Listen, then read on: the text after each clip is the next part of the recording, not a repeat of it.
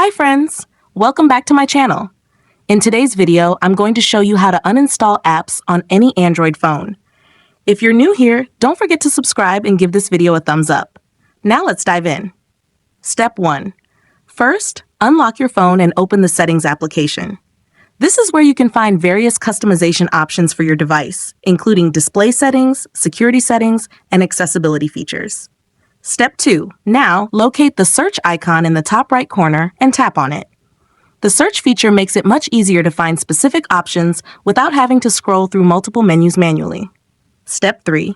In the search bar, type Apps and wait for the results to appear.